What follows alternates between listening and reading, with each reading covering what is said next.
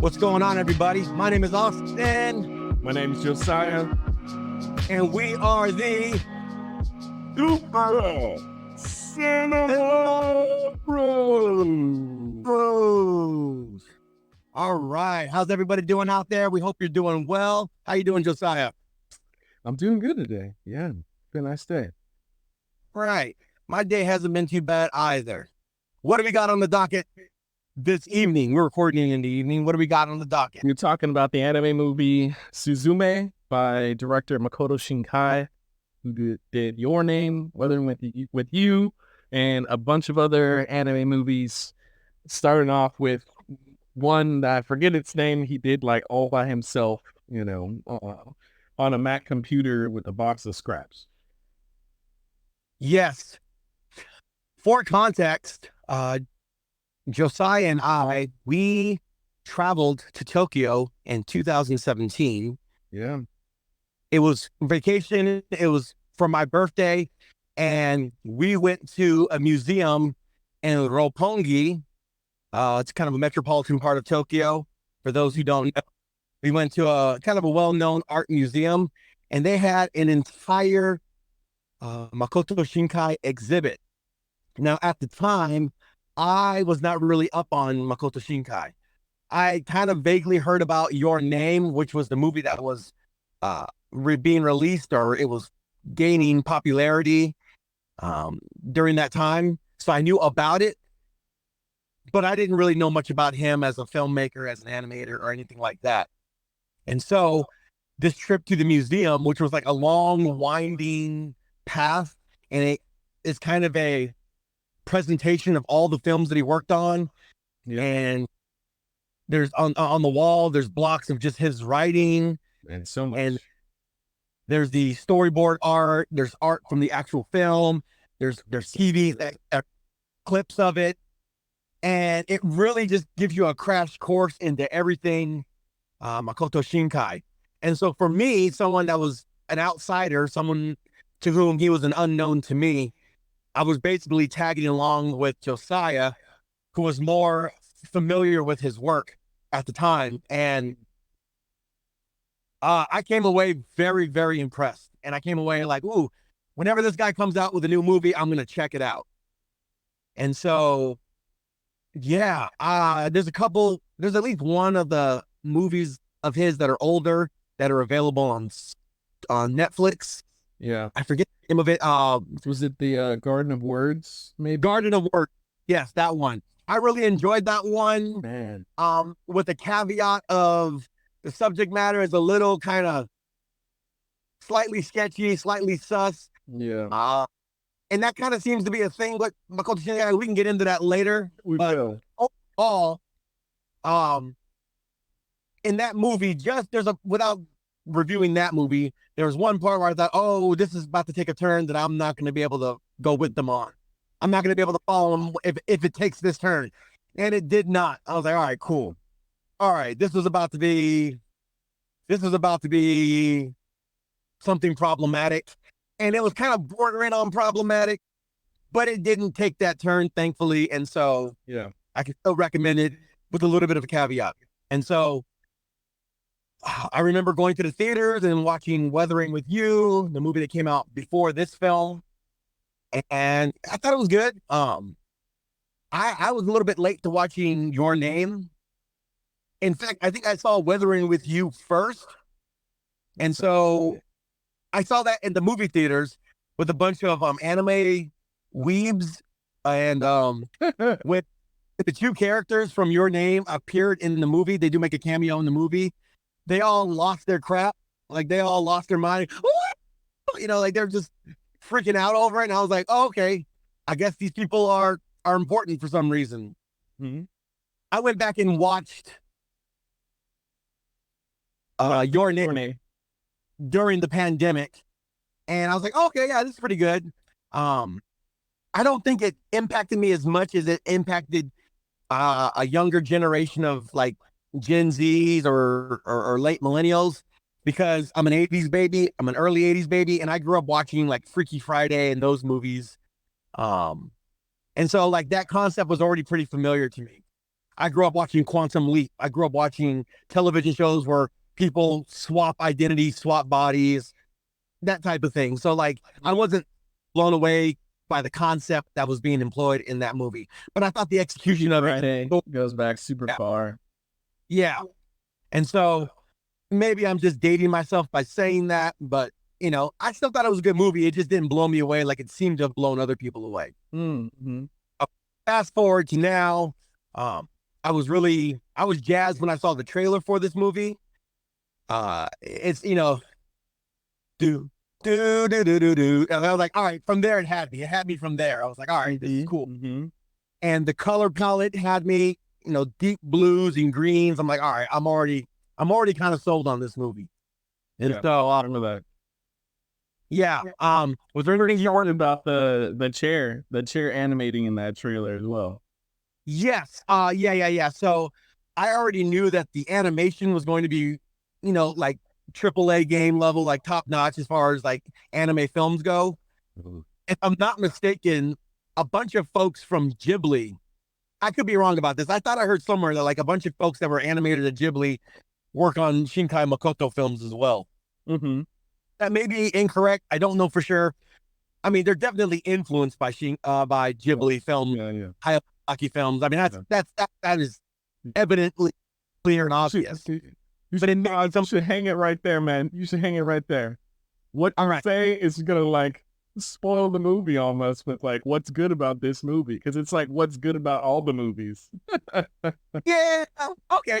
Fair enough. All right, we'll touch back on that later on, but yeah, the in a world where trailers basically tell you every arc of the story, every first act, second act, third act, in a world of Batman v Superman trailers, like this trailer did a fantastic job of just teasing enough stuff.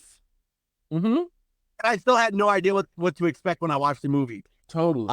So, the trailer did not spoil the movie for me, and so that's good. If anything, it's. I mean, maybe I'm not remembering 100%, but I feel like it only showed stuff in the first third of the movie, maybe, and maybe some like hot seconds from later on. But yeah, I mean, it stayed, I think, mainly in Act 1. Yeah, and it was mostly like these beautiful, like basically anime version of panoramic shots of like the environment, and that really like when she's riding her bike down the hill and you see the port and the dock and the boat and the city and the mountain and the forest. I'm like, oh my goodness, this place is beautiful. I don't know what this place is based on in actual Japan, but I want to go there. Yeah. In the same way that the staircase from Your Name is now like a very popular IG spot in Japan. Any party that goes there, any anime fan from another country, they got to go to the staircase, take a little picture. It's a thing. And so, yeah, Shinkai Makoto has a real photographer's or cinematographer's eye, and he brings that into the movies. We'll get into that in just a minute, but yeah, this is just talking about the trailer. The trailer was done quite well, and so I'm thankful that I didn't come away knowing half of the plot by watching the trailer. Yeah. American movies, Hollywood, please take note. Y'all got time, especially you writers that are on strike. Y'all got plenty of time. Go ahead and study this. No shade to the folks that are right. I'm just saying. You deserve shade. So, yeah. For this movie, what did you walk away this movie thinking it was trying to convey to you? Oh, that's a good question. This is always like the toughest part of the podcast for me to like to really conceptualize and think about.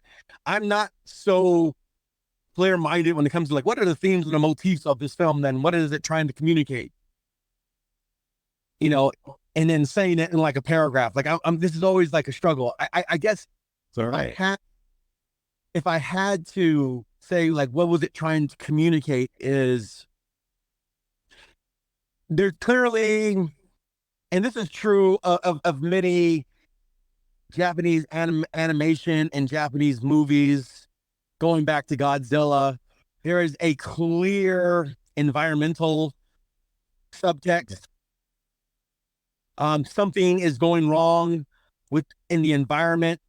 Humans are doing something to mess with the the ecological balance of the natural world, Yeah. and there are consequences to those actions or those misdeeds, if you will. Yeah. Or you're tampering with something, you're tampering with a power you don't quite understand, and then whether it's just a MacGuffin, and we'll get into that, whether it's discovering something, you're tampering with things that you don't understand, you're opening up Pandora's box, and then it's almost like the movie.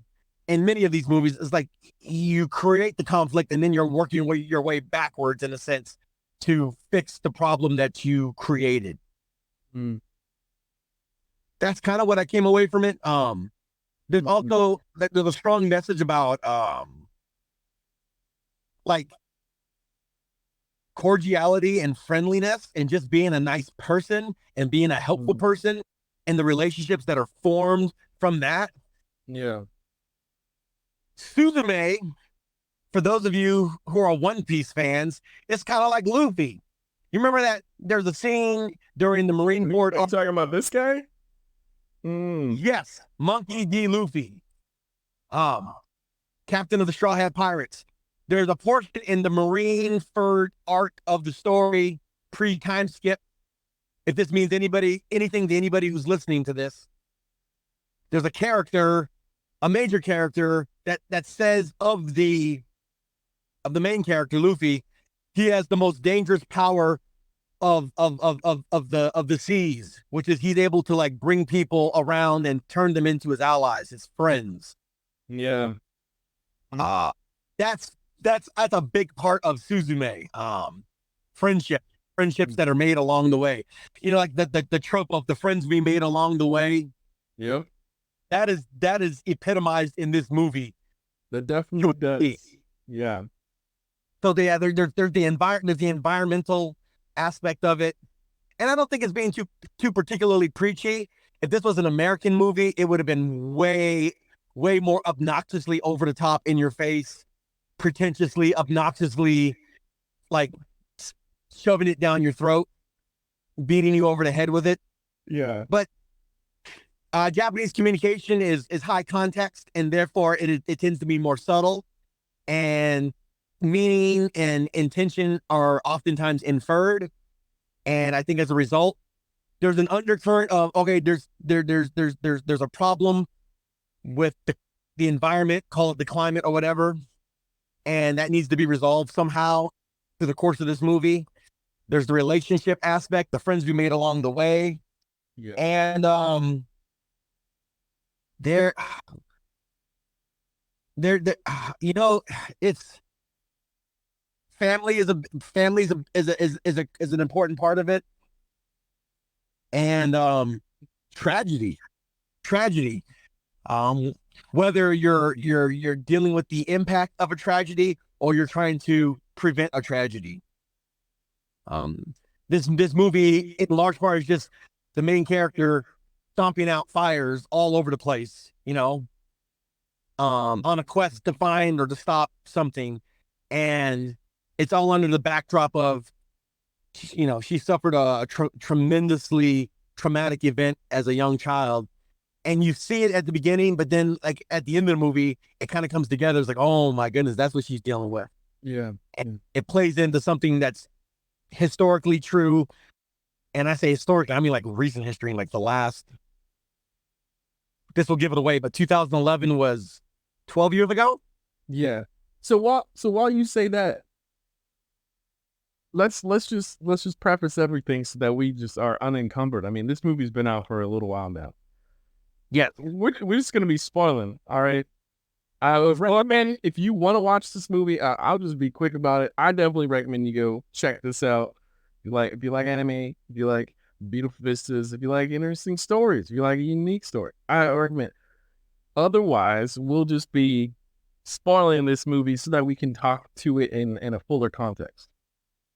Spoiler alert! Spoiler alert! Spoiler alert! You have been warned. All right.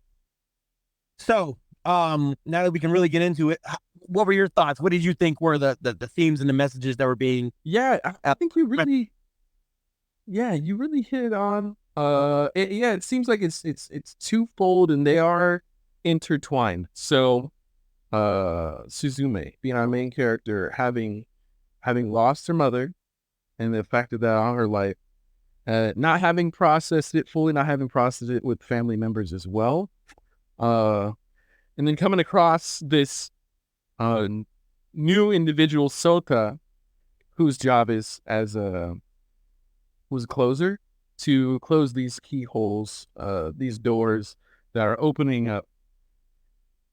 I essentially believe it is two things that, like, yeah, again, intertwined. One, it's about respecting, honoring, and not forgetting those that were lost, or places that had been before that many have now become derelict, or the town has moved away from, and then potentially like wholly ignored.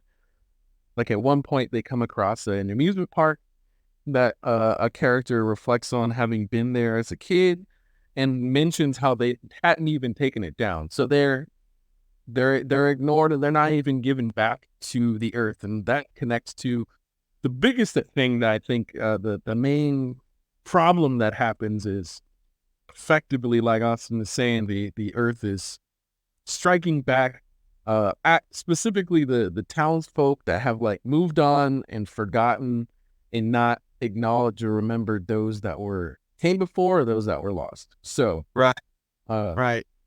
Suzume, having lost her mom, that's something that she's still connected to, and thinks about not having processed. She now transitioning over to being adult, not fully adult yet, but transitioning over to being an adult, I think is that's being brought into the forefront of her life once again, to actually process that. And so she winds up taking on the second thing. She is put in her hands, but she also kind of chooses to then also become a closer as well, because she, like Austin mentioned, um, moved this keystone that was like protecting one of the doors, and it's off and like running away, and the door is like basically gonna fly open, and it doesn't have that protection anymore. So, but I believe she chooses to take on that position that Sota, who she meets at the beginning, has, but uniquely she chooses to, like Austin also said, um, take upon it, while bringing everybody else that is like sensitive, or everyone else that is almost like a person of peace, for her mission along with her, which ultimately helps her to achieve it. While Sota was doing it on his own, pretty much leaving everyone behind, she's bringing people along and inviting them into it. She may not be telling them 100%. Like the girl on the bicycle at the beginning, she's like, I don't know what you're doing exactly, but I have a feeling that it's one of the most important things. Um, but she's still bringing those people along, and yeah. So I think within that is, it speaks to having or deciding on a calling, and not giving up on it, and finding people along the way that are going to be supportive of you to achieve that, and saying that, like, as you keep moving forward, you will find people that are like kindred spirits to the mission, to the goal that you have. So yeah, that's kind of what I think it is. It's I don't think it's just like particular just one thing. I think there's a couple messages together that are working upon each other. Mm. Yeah, yeah. I had forgotten about the whole when they're closing these gates, they're closing these doors. Like there's a flashback there. They're able to see, oh, these are the people that used to. These are the children, the students that used to go to this school. These are the people that used to live in this house or frequent this building. And this was a lived in place. This place had a history, it had an energy, it had a vibe, it had something to it. Uh, it was known by a community, and yeah, it's almost like you're because part of the incantation that you have to say that the what was his name? He was the lock guy. He was the key guy. Sota. Yeah, he was the closer. He had to say like this basically this spell of this incantation where he acknowledges and honors the people that were there before and kind of allowing their souls to rest in peace. Yeah. Something like that. Yeah, it seems like. Yeah. And then they lock it, you know. It looks like a cutscene from like what Kingdom Hearts or something like that. And they turn it and it's cool. And then I was like, Yeah. Uh-huh. it's done. And so yeah, this I feel like for the most part, until the very end, like this is a creative, artful, fun, playful way of using a MacGuffin the right way. Um, the little the cat little stone, Stone God. the keystone, and then it takes on a life, and then it creates a certain kind of mischief. Yeah. But and this is a very characteristic of like Japanese animation and Japanese storytelling. Like the Keystone Cat, is kind of like an antagonist of sorts, but it's never really quite an antagonist. And even if it is, you're made they do a really effective job of making this antagonist quite endearing. Well, it effectively leads them to the doors they need to go to. Right. Right. Like this little cat becomes a star on social media, on Instagram. People are following the cat. People are taking pictures and, watching it be playful and stuff. It's like you never really dislike this cat. This cat is causing problems, so to speak, or at the very least, shining a light on a problem that already exists. Like these big, like tremors, aura slugs, whatever energy slugs, whatever you want to call them. Yeah. That are around that for whatever reason, and I forget exactly why. Oh no, I remember now. But Suzume can see it because she played around with the keystone, she played around with the door. And as as you watch the movie, you find out that she was already exposed to it as a child, so on and so forth. So she can see things that the rest of the world cannot see. Yes. So and it appears that like these things are already happening because the key closer guy, he's traveling around. And yeah, so the MacGuffin is used effectively in so much that it carries the story on. You have to follow this thing to its final destination. And in this movie, the final destination is the capital, it's Tokyo. And then other things happen. Yes. So at this point, I guess we can transition to what didn't work for you in this film? What did not work. Yes, what did not work. I'll let you go first. I'll let you start this off. Well, okay. Couple things that did not work for me. Well, oh man, I guess I'll leave that for the last one. That's the biggest one. All right. Just thought of something. You'll get it in a moment. First thing, there was some pacing elements to it that didn't work for me. Funny enough, I don't know if it was just me, but I kind of felt like the movie was gonna end like halfway through once they got to Tokyo and Sota wound up becoming the Keystone. And I know it was kind of dumb for me to think that the movie was gonna wrap up there, but it's look, I could completely see it being sort of like character has to give up their life to bring this to the end. And they already were like hinting at there was a previous Keystone. His grandfather was mentioning like, seemed like was potentially another closer before. So that's where I thought it was before. That's where I thought it was going, that the closers became Keystones sort of time after time. But he said it was only for like a couple decades, and then maybe when they're free, they turn back. Anyways, that wound up ultimately pacing, whatever, not being a problem for me. It drove from place to place fast enough in moments that when it was slower and she was just like chilling with people, I was cool with. But I still kind of was like, there's a part of my mind that like was like goal oriented and was like, all right, let's move. Let's not just like do karaoke and work this job. Like let's go to the next thing. But it's ultimately important for the character.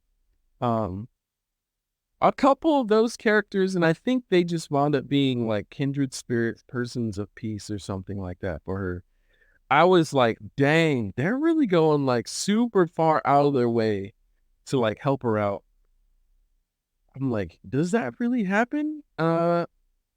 What the guy? What was it? Start with an S. The Sota's friend at the end, Sakashima or something like that. I'm sorry, I'm butchering it. I'm not trying to just throw out a name. Oh boy. I'm sorry.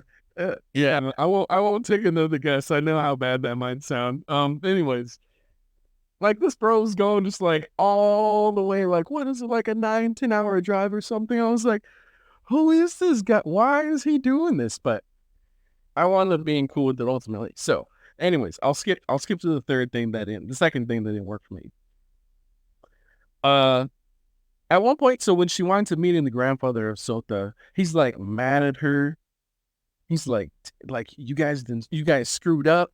Oh, you're the one that like basically like screwed over my grandson, and like he failed, and like, oh, you caused him to fail. She's been wanting to like free him. He was like, nah, like this put millions of people at stake. And then she's like, but I love him. He was like, all right, here's how you do it. So, so, so I was like, wait a second. Wait, the director trying to say, oh, Japan's so devoid of love that when it shows up, he's like, screw millions of people. There's love showing up on the scene. No, you can't be saying that. You can't be saying that. So that was one moment. Small thing connected to that was like the second Keystone in Tokyo that failed. He like shows up and like screws with Suzume and her aunt. But I give that one up because like I don't have an understanding of all the pantheon of gods and stuff in Japanese society. So there's layers of this movie that go over my head, I think, because I'm not culturally sensitive. But the biggest thing that got me was, I know people are gonna hate me for it. I didn't believe in the love between Suzume and Sota. Like, he was a good looking dude. I just didn't believe that like she fell in love with him when 90% of the time he was the chair running away, and like they didn't. It just felt a little ham-fisted. Like, we gotta have a love connection in this movie because that's how movies go. But anyways, those are my three things. All right. Mine are very similar. The first one would be the grandfather. Like exactly like you said, he's like, wait, are you mad or are you happy? And then like the other cat guardian key cat stone person or whatever, the black one, Yeah. the black cat. He's like, oh, well, I trust you. Like, you trust. What's going on? Like, I'm so confused. Like, I thought we were building up to a certain lore, and I just felt like it got really like convoluted and like unclear and like muddy. I'm like, okay, maybe there's, like you said, there's something going on in Japanese culture. And full disclosure, I was a Japanese major in college. Like, I consider myself to be somewhat familiar, not in the deep lore of Shintoism, or all the stories that would connect to make these characters and their motivations and their actions make perfect sense in my mind. But there's kami gods, there's oni demons, and they just kind of do different things, and there's a bunch of lore and context to all of that, culturally speaking and religiously speaking. So yes, as a non-Japanese person, some of those things are going to be lost on me. I would imagine. Still though, like I'm like, he's laying there, and then he's like, he's mad, then he's happy, and then like he's like, He's relieved that the other cat's going to take care of it because that's the Tokyo cat. And then it's just like, first of all, it's not Suzume's fault that this cat turned her grandson into a chair. Like that's not her fault. Now maybe it's her fault for picking it up and moving it. Okay, maybe, on the like second or third order of events. Okay, set it in the motion. I guess technically, if you want to go there. But all right, So idea what that means though when she does it. yeah. And so there's that. So yeah, I felt like the grandpa, in terms of the plot and the storyline, I felt like he just created more confusion and a lack of clarity than was necessary. So the grandpa was kind of confusing. I would say towards the end, like from Tokyo on towards the end of the movie, in terms of like, all right, the cats go, the spirits come, you got to stop it. It's in a place that you got to find where the Tremor slug. I keep saying Tremor because there's a movie in the 80s and 90s called Tremors. If you're not familiar with it, enjoy it. But the things that come out of the ground, so these little spirit energy tremors, and normally they're in a kind of a novel place.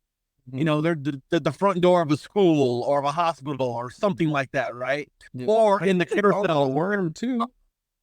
Yeah, worm. Yeah. The carousel entrance, the carousel door, right? Like it was in some really interesting places. That was cool. Yeah. And then when you get to Tokyo, it's like in the tunnel of one of the trains. Yeah. So I'm like, oh, okay. So now she has to like figure out how to get into the train. But they ended up not doing that. It basically ends up, fully unleashing. And then Sota, in his chair form, basically like crystallizes himself to neutralize it. And then the cat flies and saves Suzume in the air. He loses a shoe, and that's that. And again, yeah, you would be forgiven if you thought that was the end of the movie, because it's not really. There's like an extra 20 minutes added on that include like a road trip, and none of that bothered me in terms of like the pace or whatever. In fact, part of that road trip is like they're parked at a convenience store or something like that, and then the dipping. And then this is another thing that's unclear to me because of cultural context.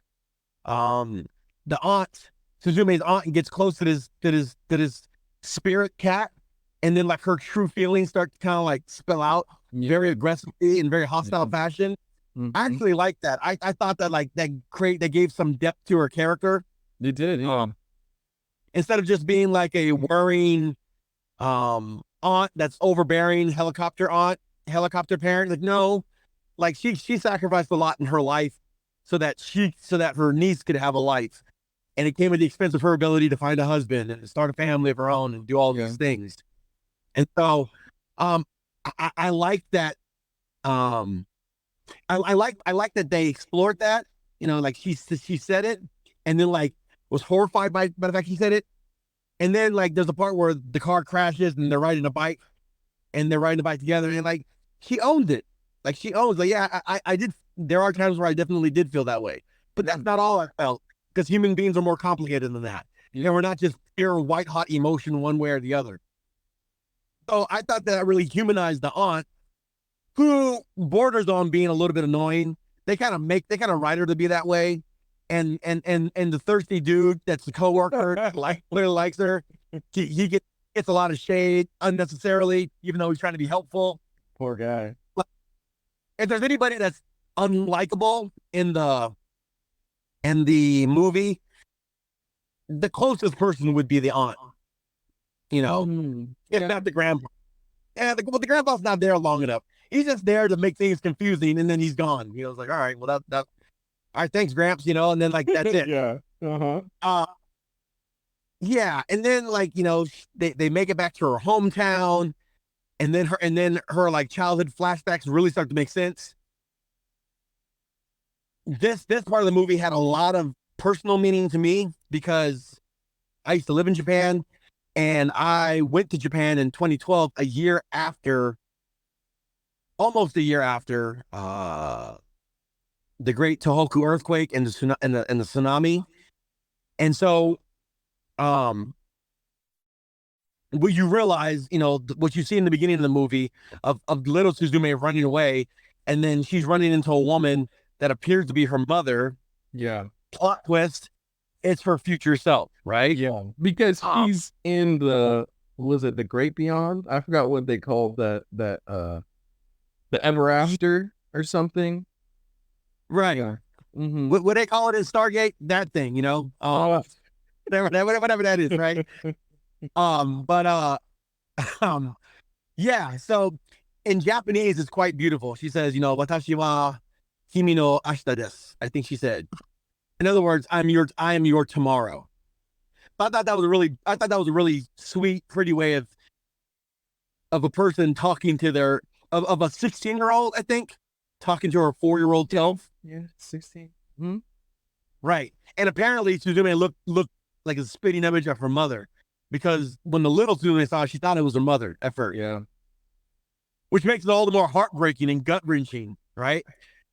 For context, I did some relief work for a day in an area, I think it was Watari. It's like right in the Fukushima area. And I saw like the devastation that tsunami had wrought on a town, like just giant patches where buildings and homes used to be, just completely like flat.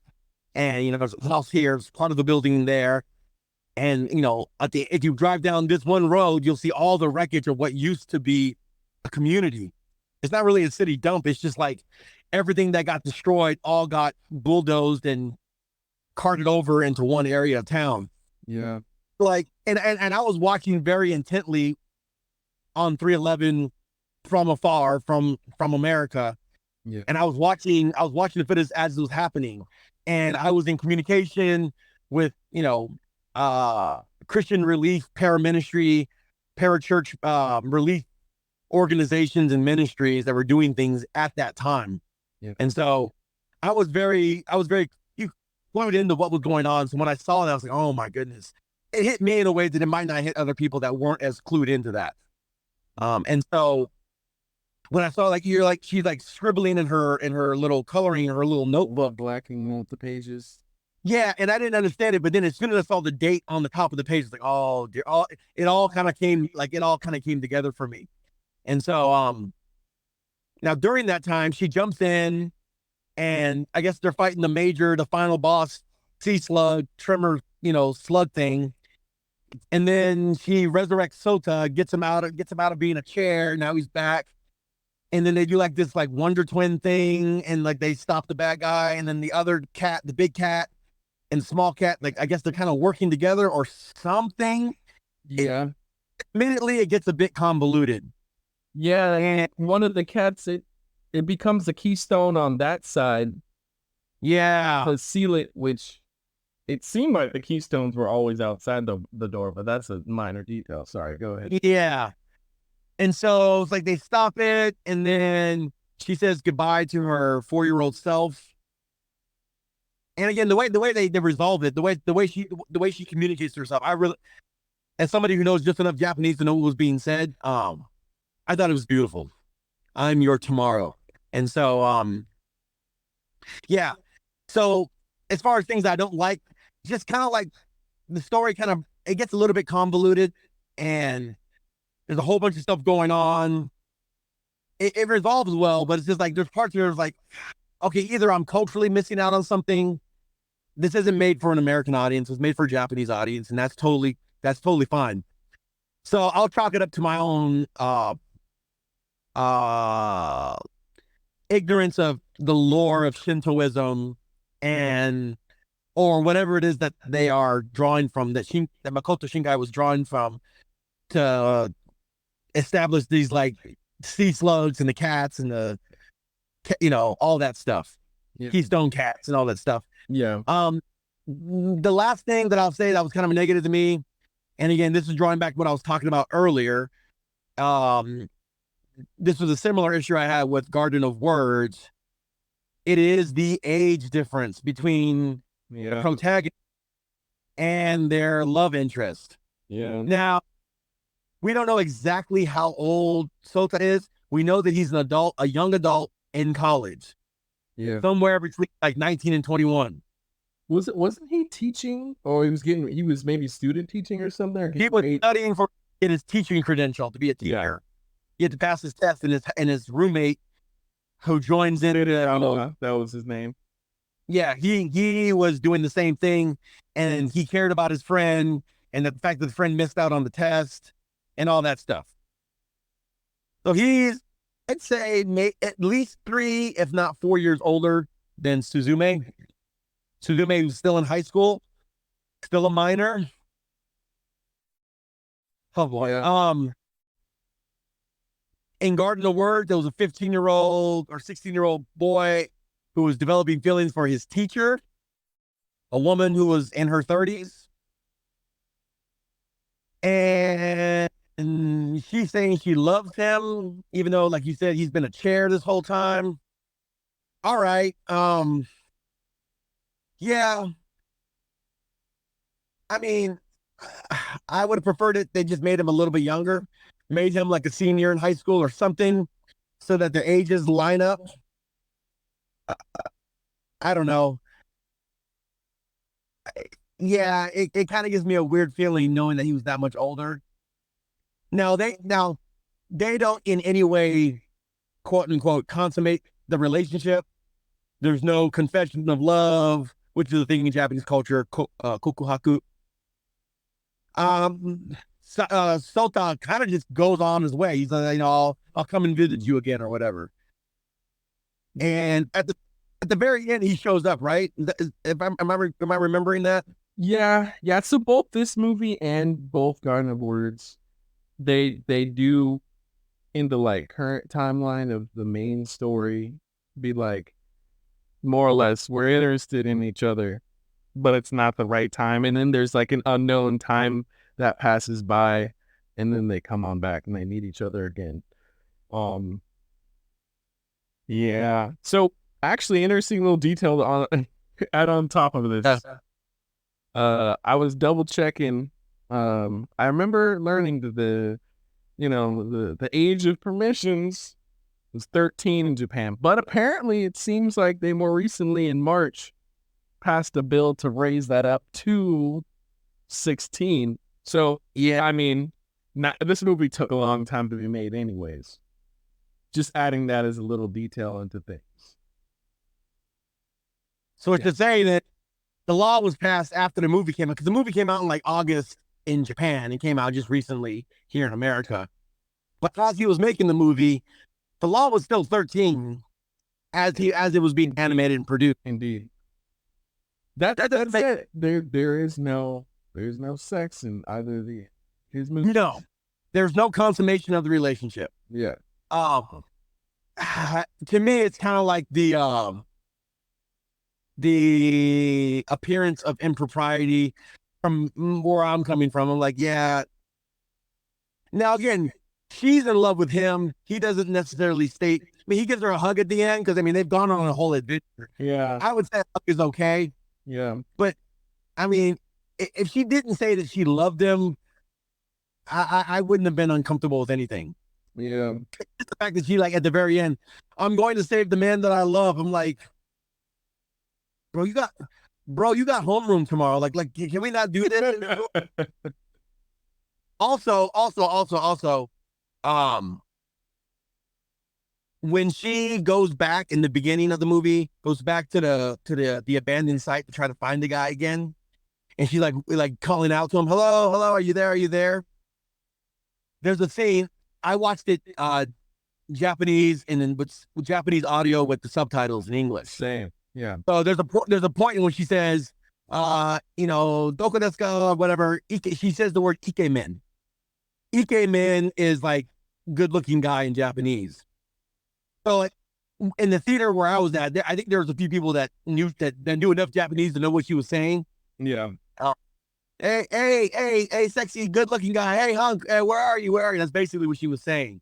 Yeah. So a few people laughed in the theater where I was at. I chuckled a little bit because I got what she was saying. Now, if you watch the English dub, I have no idea. I didn't watch the English dub. I don't know if they bothered to translate that at all. Yeah. But I mean, everybody wasn't laughing, but I think in the Japanese in Japan, more people would have been like, clearly like chuckling or laughing Yeah. because it was kind of a joke. Yeah. But if you don't speak Japanese, the translation didn't translate it like, "Hey, good looking, hey, handsome guy." It did. It just say, "Hey, where are you, Mister?" or something like that. Or maybe they And weren't because what was it? Hideki Anno, I think he was saying that like he liked watching American audiences watch his movies because they actually like react and interact with the movie compared right, to Japan. yeah, Japanese moviegoers generally are very quiet.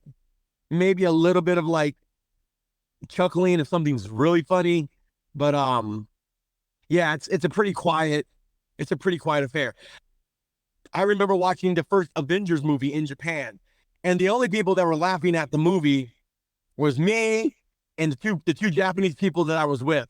One of whom spoke English, and the other one didn't speak English, but he was with us, and we just kind of chuckled when Thor said something funny to Hulk or something. I don't even remember what the joke was, Yeah. but we were the only people laughing in the theater. Um, Maybe we can do story time later, but I mean, I also saw Django Unchained in Japan, Oh my and what gosh. and watching it and like listening to it in English and watching like the Japanese subtitles, watching the N word and Japanese subtitles over and over and over again was a very odd, peculiar experience. Was it katakana? I'm not even gonna say, but I mean it's pretty basic. Oh, okay, okay. No, I was trying to sound it out, but it was in katakana. Yeah, yeah, yeah, yeah. Oh, I mean, okay. Yeah. praise the Lord, it's not a Japanese word. Um, so yeah. I also saw You know Lincoln. what? Yeah. I saw Lincoln in Japan, and in the Japanese release, before the movie starts, Steven Spielberg is like in some like in his like library study, and he's like, "Hello, Japan. This movie is about a very important, critical, crucial time of American history. Derby, derby, derby, derby, derby, whatever he said. I don't know. It's whatever. All right, enjoy the film, and then the movie starts. Um, so yeah, I mean that's the thing that like J.J. Abrams. I saw like the Star Trek Into Darkness, same thing on the trailer. He's like, "Hey Japan, come see our movie, Star Trek Into Darkness in theaters. Whenever derpity derp derp derp." So like that's just how they market it in Japan. But Yeah. all that to say, Japanese moviegoers are pretty quiet. They don't say much, and so Yeah. Mr. Ano's point is well taken. Yeah. But maybe, All right, but maybe they were laughing at, hey, sexy dude, where you at? yeah, maybe. I'd be Yeah. honest. So, yep. All right, Yep. Yep. Yep. You know what? on that. Look, I Oh, appreciate that you bring up that Sota wasn't like specifically like confessing to her. Although I feel like there were was there I feel like there were maybe one or two moments in which you could see that there was some affection going from his way to her way as well. I can't remember I can't remember what it was specifically though, but yeah. Honestly, watching the trailer, I was like, oh, there's 50-50 odds that that's her dad. Come back. oh You well. know, dad wasn't in the picture, and then he comes back in the picture, and the reason he hasn't been in the picture, you know, Mm, on some Sasuke stuff, he had to go and stop whatever. And so yeah, yeah, yeah. I actually would have preferred it if that was the father, like the father that was never there. And then you could have tied, well, the reason that she's like force sensitive, so to speak, she sees dead people, so to speak, Yeah. uh, is because her father is this, and your family's actually part, and blah blah blah blah blah. Yeah. I would have much preferred that to this guy's in college and I'm digging him. Yeah. I'm in high You know, school. And 100%. I see where you're coming from. Actually, yeah. you mentioned something that popped in my mind about things being a little bit complicated, especially new. And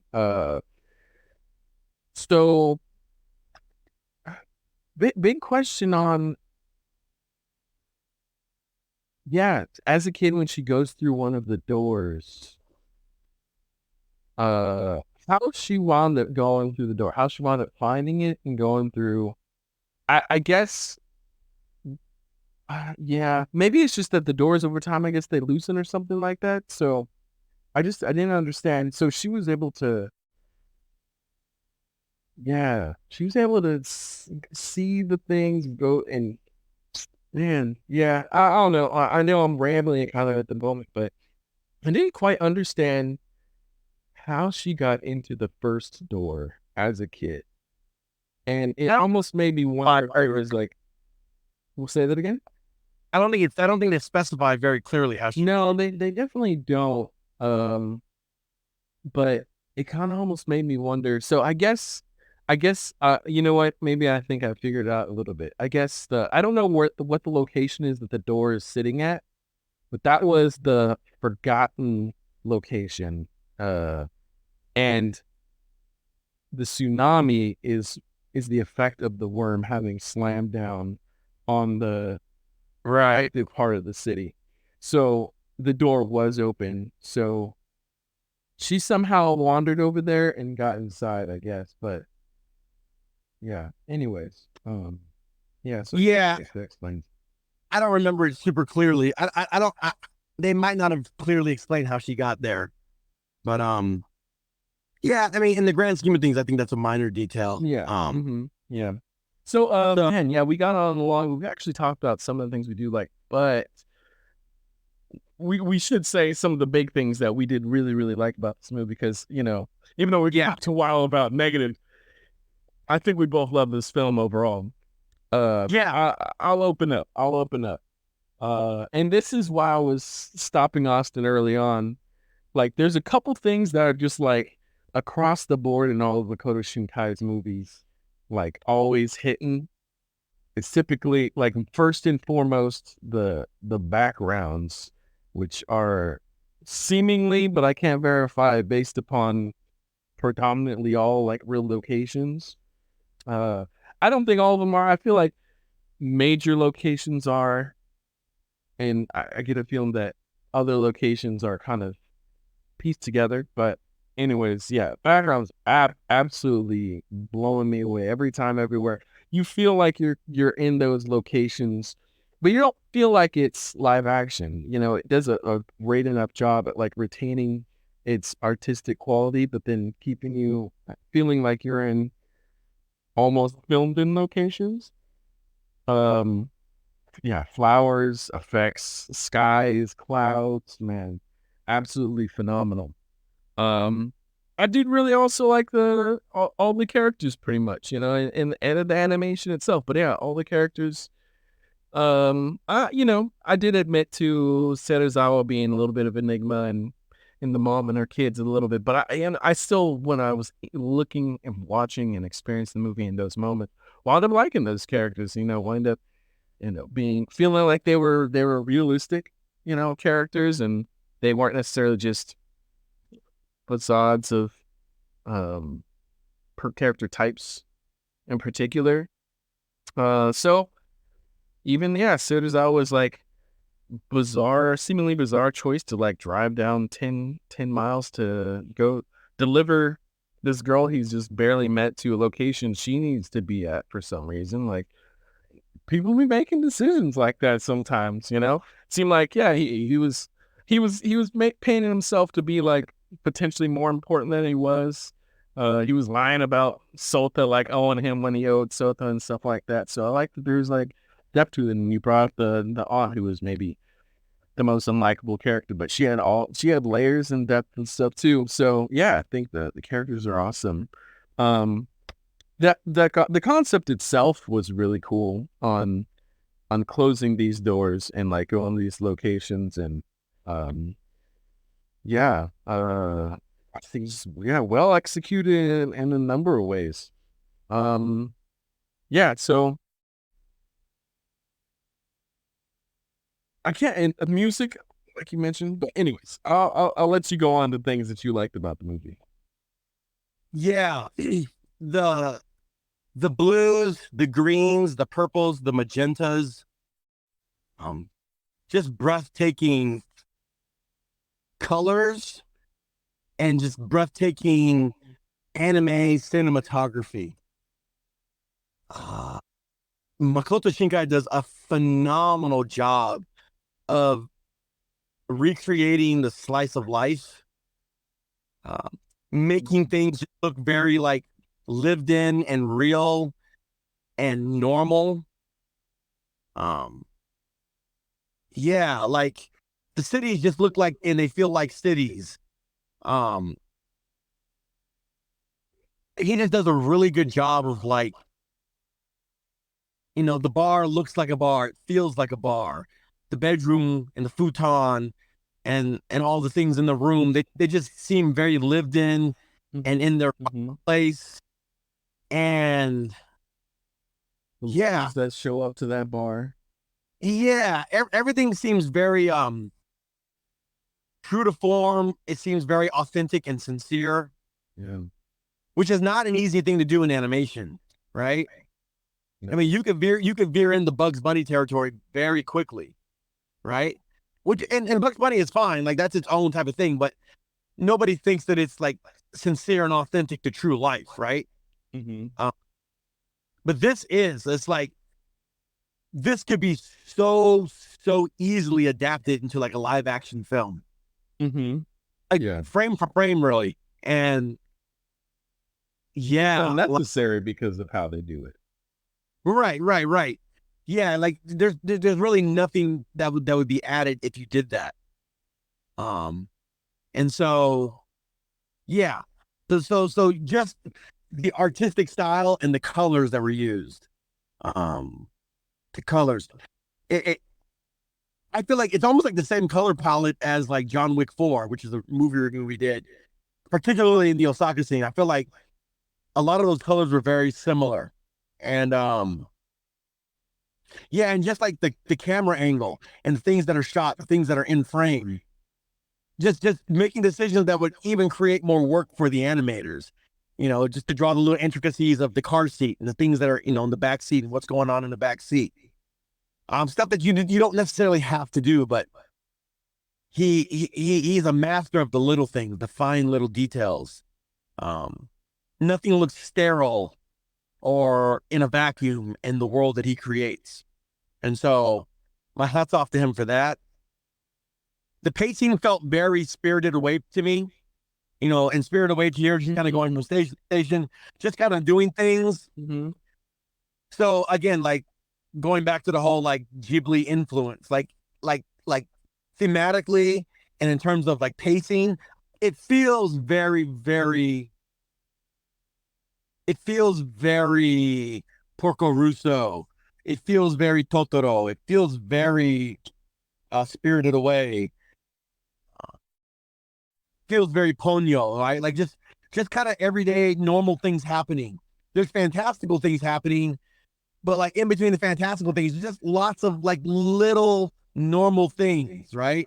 Yeah. And I really feel like that draws you in, and it makes the fantastical stuff that much more meaningful and impactful, right? Yeah. Because he nails the normal stuff so well that when something's like fantastical, you're like, okay, so this now we're doing this thing. Um, I'll compare this movie to the latest One Piece movie. Uh, what was it? Film Red, with respect to the use of 3D animation, cell shading, 3D animation. I would almost say in One Piece Film Red, I was like, oh, Uta's dancing.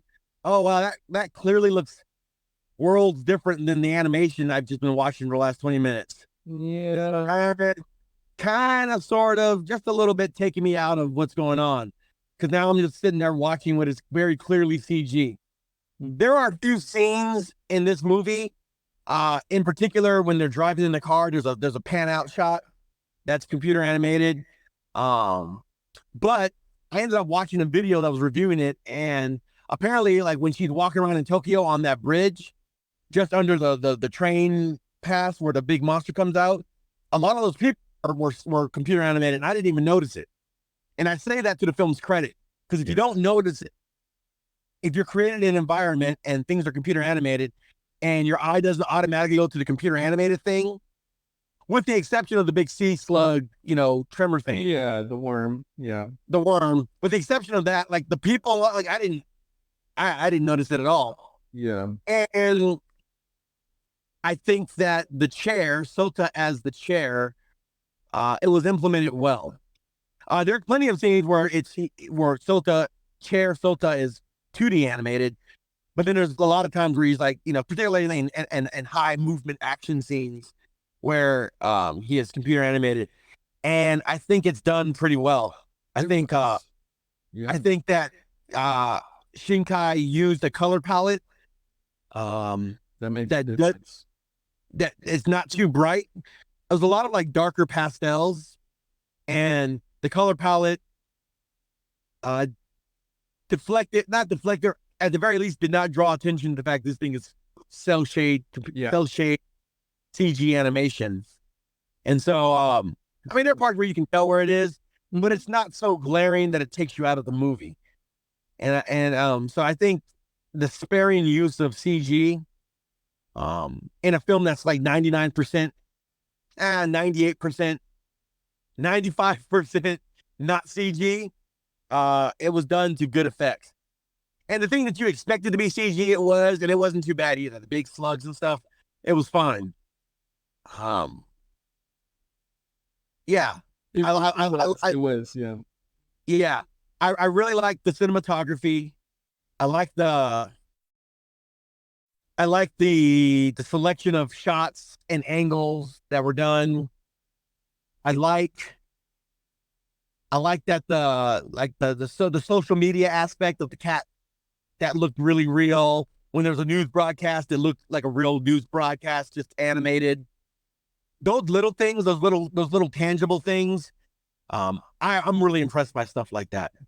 And so, yeah, I really like that. I like the characters. I thought the characters that she met along the way, they were all endearing in their own ways, and they're all fun, and they didn't overstay their welcome. For me, the pacing didn't really bother me too much, because if it's something that's kind of like Ghibli, like the pacing is just kind of like, I kind of feel like the pacing is kind of an afterthought, because it's just kind of like things happening. Watch a Hayao Miyazaki movie, it's like stuff's just kind of happening, and then the movie's over. And you're like, wow, that was amazing, that was awesome, that was great, But like, this isn't like, oh gosh, what's an example of like the polar opposite? This isn't like a Fast and the Furious movie, right? Where the goal is to get you in and out. And, this isn't like a Michael Bay movie, right? Or it's expected to have a certain amount of pacing. It's not like a Marvel movie, for God's sakes, where it's just like, all right, 5 minutes, we got to get a joke in. Something's got to blow up. Something's got to happen. There's got to be whatever. I feel like particularly like Japanese films in general, Ghibli and Makoto Shinkai films in particular, like they're completely unshackled from that convention. So stuff is just kind of happening when it needs to happen, and then when the movie needs to be over, it's over. And I'm cool with that. Like, it doesn't bother me for the most part. It doesn't really bother me. And so, I thought the pacing was cool. It was, thinking back to it, it made sense. Mm-hmm. It wasn't even like completely far off of like what like story structure would be anyways. Yeah. Mm-hmm. There are so many characters that I actually like. The little kids, the mom that worked at the hostess bar, they were cool. They were fun, Yeah. I think it's good writing. Like, that's even to his credit, a challenging thing to do. Like, yeah, to bring in characters while we're like on the journey and to kind of like divert us for a little bit and us not to just like hate what's happening. Right. Like, they all felt authentic and like sincere. Right? Like, they're only in the movie for a short period of time. And so they're not like, NPCs, non-playable characters for those who don't play video games. And they just kind of like, oh, you must go to the mountain and It's not like that. Like, they felt like real people. So once, like when you see the end of the movie, there's like a little bit of a montage of Suzume going back and visiting these folks. Like, oh yeah, you feel good for her because like, oh yeah, these are really cool. That was a cool family that girl that was delivering the oranges belonged to. They were really sweet to her, right? Yep, totally. These are things you feel when you're watching a live action movie. And I'm feeling these things watching in Japanese animation, right? Like, I mean, it's easy in Japanese anime to make super fantastical characters, right? I love Goku, but I don't relate to Goku. I love Vegeta. Nope. I love Piccolo. I don't relate to Piccolo, right? You just And named two bad fathers, one amazing father. right. But like their interactions are, like I don't relate to it. I love One Piece. I am One Piece through and through. I can't say that I relate to the relationship between Luffy and Zoro, right? Yeah. Like it exists in like super fantasy, super fantastical world. And it's great, it's wonderful, I love it, but I don't relate to it on a human level. Mm-hmm. It's fantasy. In this movie, I'm like, oh yeah, like I really relate to these characters, right?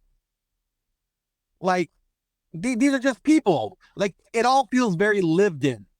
I keep coming back to like live. It all feels very lived in, and I think that's a real that's an artistically in terms of the storyboard, like the story art and the design, and it's in terms of the screenplay.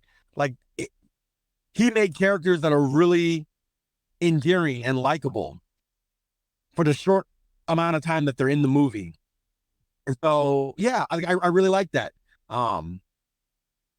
I could go back and watch this again and be like, oh yeah, I remember those characters. Characters are really nice, really cool. I'm kind of rooting for them. I don't know why, but I hope we get to visit them again because they're just like really sweet people. They're nice. That's cool. I came away like really liking the B characters. And yeah, yeah. So the characters are well written. The movie just looks, I mean, the first shot in the movie is like you're looking at the starlit sky and it just looks breathtaking. It is gorgeous. Those deep blues and those purples and those magentas. Yeah. It is gorgeous. Mm-hmm. And yeah, I mean, the animating of facial expressions and emotions is a real strength of his. A real strength. And yeah, all the tiny little tangibles. They're not intangible, but they're just kind of there. And if they weren't there, you'd be like your brain wouldn't necessarily like, oh wait, that's missing. That's completely taking me out of it. But the fact that it is there makes the film that much more endearing. And then when you look upon reflection, you're like, oh wow, now upon as I'm thinking about it, I think I understand why I was really so drawn into the movie. Like my criticisms, my negatives of the movie border on nitpicking. Like we talked about them a lot, but those negatives are very small. Like they're so small in the grand scheme of the movie. I mean, we spent more time talking about the negatives than the negatives present themselves in the movie. We spent like almost more time talking about it. Mm-hmm. And so, yeah, I came away very, very impressed. I like this movie better than Your Name. I like it a whole lot more than Weathering with You. And those are both good movies in their own right. Yeah. I like this movie significantly better. Me personally. So this is probably your favorite of his so far. Yeah, I think so. Reservations about, the relationship dynamic aside, again, it was never acted upon really. Yeah. That aside, I can recommend it without really any reservation. Listen, if a high school girl falls in love with a dude, like that's not the most abnormal, weird thing. No. But he didn't act on it. He didn't follow up on it. Not in the movie, Mm-hmm. So it's fine. Like it's totally fine for them to be 4 years apart, when they're both adult for the rest of their life, if that's how it plays out, cool. And I guess. You're like 4 years, man. That's too much at any age. When she's 25 and he's 29, I'm not tripping on it. Yep. Exactly. Exactly. Projected out No. that far out, you know. Yeah. And But on top of that, sure, you came here for relationship advice. Your brain hasn't finished developing until you're 24, 25. So, yeah, wait till that age before you get real serious about relationships. I'm just saying. yep. Oh, patience. No, but that's good game though. That's good game. Man, I want my movie review to come with some relationship game where you came to the right place. You did. Yeah. Jeez, man. Because this is what movies are all about, is to have an emotional connection with the film, or to be touched on an emotional level, and to learn real truths about life, and sometimes be disillusioned by things that are made up. Keep going. Films aren't just built for your entertainment. I'm sorry. That's just not it. No. In fact, films want to depress you most of the time, but that's okay. Yeah. Oh my gosh. Yeah. So I think we can probably we can park this submarine. I think I had a lot of fun watching this movie. Yeah, definitely. Mm-hmm. I enjoyed it. It was very well written. Very interesting conceptually, even if I felt some parts got a little convoluted and were unclear to me as an American viewing a Japanese film. I still come away like assuming the best of like Shinkai Makoto, and maybe I just didn't catch it because of cultural difference. Oh yeah. Mm-hmm. There are some movies I'm like, yeah, I don't care what the culture is. This movie sucks. This is not the case for Suzume, right? I didn't mean that. No. He was really aiming for something really thoughtful here. Yeah. And in the proper context, he probably succeeded. And, I feel like this is the kind of movie that if I watch the director's commentary, and then like as I'm watching it, he's explaining certain things, I feel like, oh, okay, that makes perfect sense. Yeah. I feel like it would be that. I mean, don't know for sure, but I feel like it would be that. So yeah. I'm confident that I watched something that was really well conceived, considered, and executed on. Yeah. And so, yeah, I don't have any problem recommending this movie to anybody else. I think if you like high quality Japanese animation, that's not just weeb fodder, If you want like substantive art, substantive storytelling, this is your movie. And I feel like this might be controversial to say. I'll say it. All right. So, like, I feel like there's an inverse relationship between like Makoto Shinkai and Jordan Peele in terms of like how good their movies are or are not getting. That's like Shinkai Makoto started with with a Mac Pro, and he said like clippings or whatever. He started just in his his bedroom, just making a movie by himself, and he's steadily gotten better and better and better and better, and like he's really like hitting stride. So like his worst movies are way down here, and he's just like bup, bup, bup, bup, bup, bup, bup, bup, bup, bup. Conversely, Jordan Peele came out with Get Out. I mean, we're talking peaking real early. Us, not a bad movie. Not a great movie. Could have been great. Execution was real weird. Mm-hmm. And then nope. Oh, come on. I'm sorry to say, we just lost. Oh man, we just lost a whole lot of fans right there, man. We just made a whole lot of people angry, and man, yep, that's it. We wrapped up the show. We started out strong and we got out already. All right. Oh yeah. Sorry, Hideo Kojima. I know you loved Nope. You know, we loved having you as a fan for a hot second. We'll see you later. Listen, there's a lot to like about that movie, except for like the plot. It's just like, it's like, we're not getting, Now, we're not, were we ending on Suzume? we're ending on Suzume is a great Fantastic movie. Fantastic movie. If you Yeah, haven't seen it and already, I said go all watch that film. Yeah, I said everything I just said. Something to say that like Makoto Shinkai is really hitting a good stride in terms of his storytelling and in terms of like just the execution of a finished work of art. And so go support him. The more Americans that go to see it or pay for it on streaming or whatever, you know, the more likely we will get films like this brought over stateside. So yeah, like go check this movie out. I think you'll really enjoy it. Yeah, definitely. All right. We've been Super Cinema Bros. Thanks for chilling out with us while we break down this movie, Suzume. We look forward to talking about more things. Come on back around to our channel and yeah, you know, chill. Just hey, come on into our zone, man. You know, pull up the couch.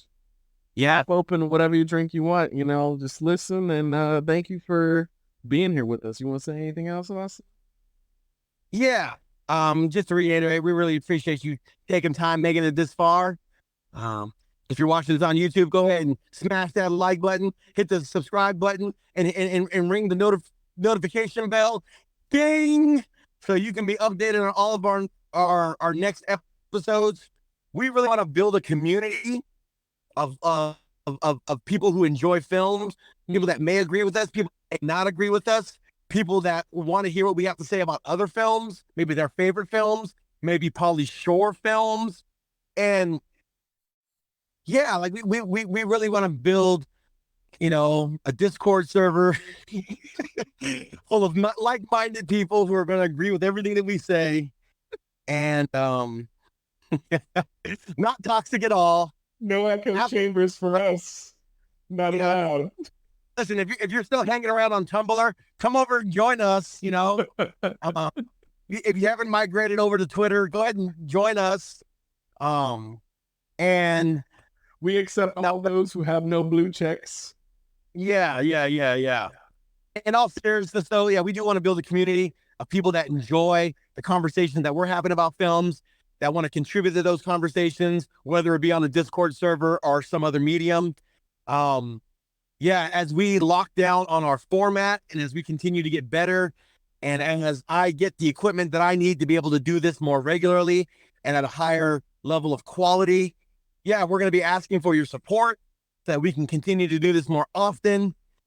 More on that as we cross certain milestones. But yeah, like we really hope to be able to like make a living doing this and support ourselves doing this. And you know, we're at the very, very beginning. We're going to keep going. And yeah, we hope that you join us. And so on that note, I am Austin. I'm Josiah.